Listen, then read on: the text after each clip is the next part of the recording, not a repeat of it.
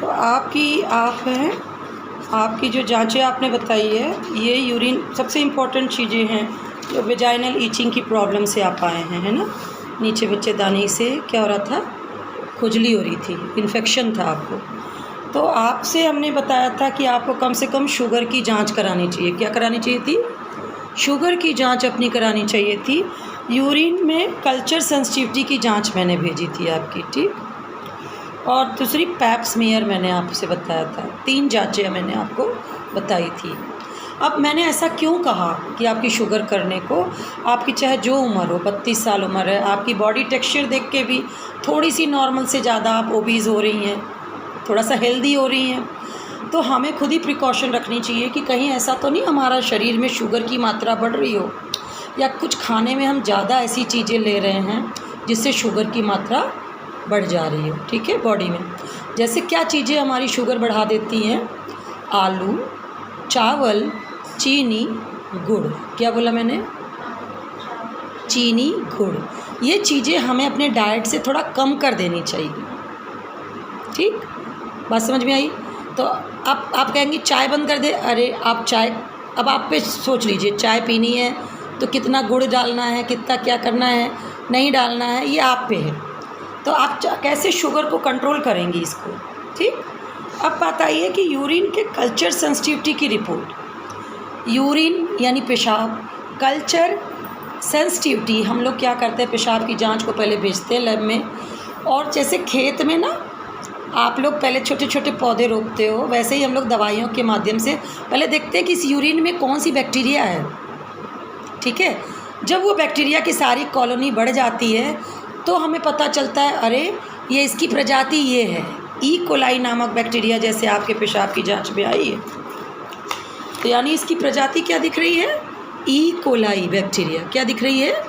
E coli नामक bacteria आई है। तो इससे हमें पता चल जाती है कि लैब में जो बैक्टीरिया निकली वो कौन सी थी?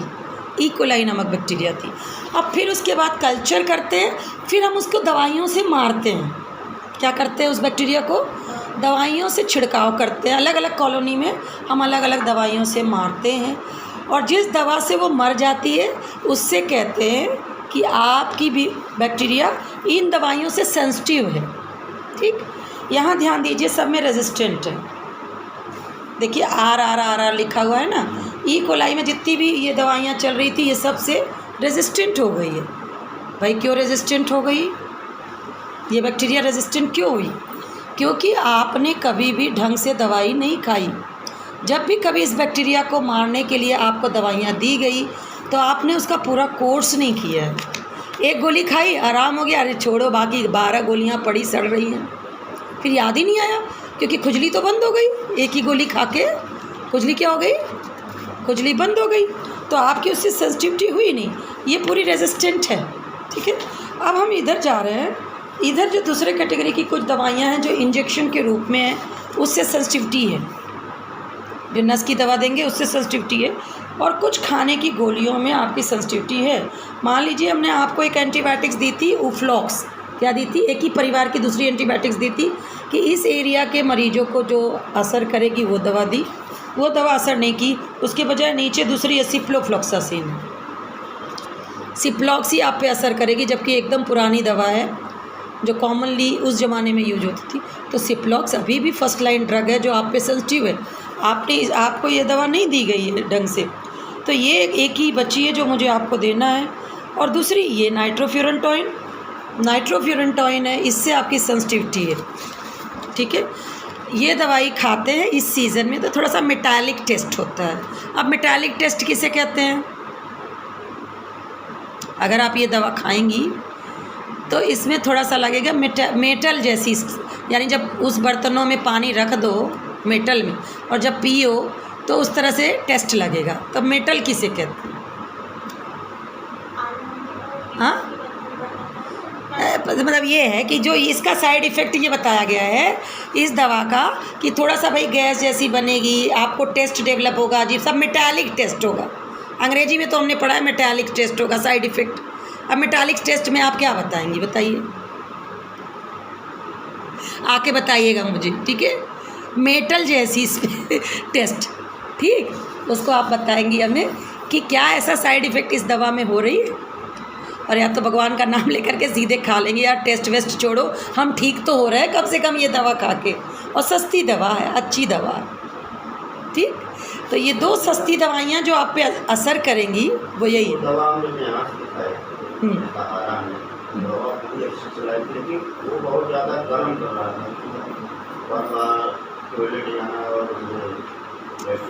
हाँ, तो वो 2 दवाइयाँ गर्म कर रही थी, तो इन दवाइयों के भी साइड इफ़ेक्ट हम आपको बता रहे हैं कि गर्म किसे आप कहते हैं कि कर रहा था।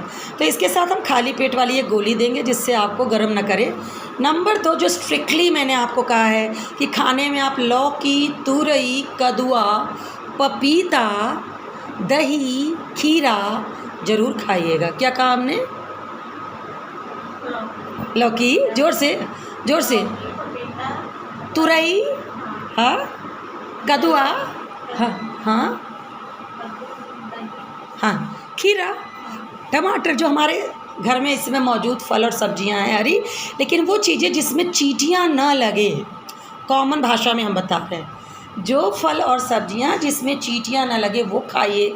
वो आपका शुगर घटा देंगी और गैस भी नहीं बनाएंगी, पेट को भी नरम रखेंगी।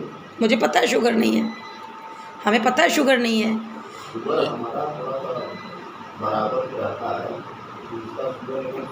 अच्छा ये बताइए, इनका ऑप्टिमम वेट कितना होना चाहिए? अभी 60 किलो है, 50 होना चाहिए, तो 10 किलो ज़्यादा है। तो 10 किलो आप अपने पेट में वज़न ज़्यादा घुमाओगे, तुम्हारा लीवर तो 10 किलो का ज़्यादा वज़न सह रहा है ना, तो लगातार उसमें चर्बी जमा हो रही है लीवर, और हम सेडेंट्री बैठने वाला काम कर रहे हैं। 4 किलोमीटर 6 किलोमीटर जितना वॉक कर रहे हैं जितना पुराने ज़माने में करते थे। क्या स्पाइन? तो वो दवा तो चल रही है, तो वो तो आप लेंगी, उसमें तो कोई वो नहीं है। बस गैस बनाने वाले की बात कर रहे हैं। जो गर्म दवा की बात आप कर रहे हो, पीजीआई में गर्म था, तो आपको गर्म क्यों ना लगे? हाँ, किसकी दवा? इन्फेक्शन की दवा, हाँ। अरे यार, तुमने खाने में क्या लौकी तुरई खाई थी? कदुआ खाई थी? अच्छा ये बताइए, आप स्वस्थ रहना चाहती हैं कि चीज़ें देखेंगी कि पसंद है नहीं पसंद है वही खाएंगे? हाँ, लौकी मीठी है, तुरई मीठी है, खीरा मीठी है, हाँ, नहीं तुरई मीठी है, हाँ, तुरई में क्या मीठापन लगता है? कभी नहीं आप ये खाइए। चलो अच्छा, हम सिंपल ये आपके पेट को नरम करने वाली चीज़ें जो लीवर के लिए सूदिंग है, तो उसकी जगह पे फिर हम गैस बनने ना बने उसकी गोली देंगे। लेकिन इतनी कम उम्र में मैं आपको गैस बनने वाली गोली दूँ, इससे अच्छा आप जो है कमर हिलाइए, 4 किलोमीटर की वॉक, कमर हिलाइए। कमर की स्पाइन की चीज़ें हैं भाई, आगे झुकने वाला मना किया होगा डॉक्टर ने, मना नहीं किया, तो आप एकदम स्ट्रेट रहना, स्ट्रेट रह के चलना, ये सब तो कर सकती हैं। योगा 3-4 बताया, वजन कम होगा, नहीं क्या होता है कि हाँ दवा दे लेके।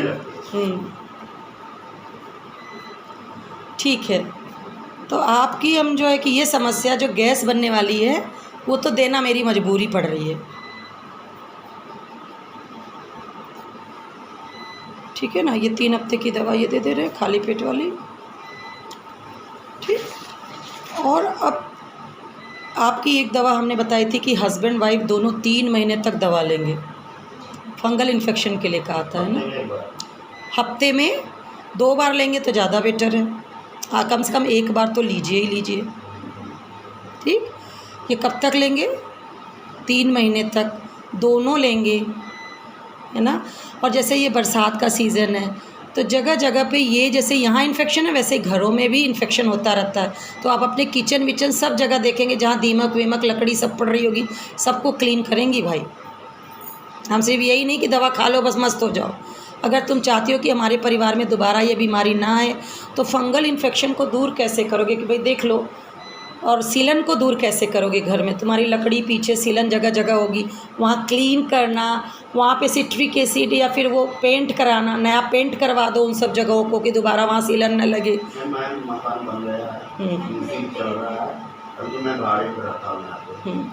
तो मतलब वो, लेकिन तब तक नहीं हुआ ना, अभी तो वो बन रहा है, अभी ये बन रही है। जिस जगह पे जिस छोटे से कमरे में ना, वहाँ आप सीलन अपनी सही कर लीजिएगा।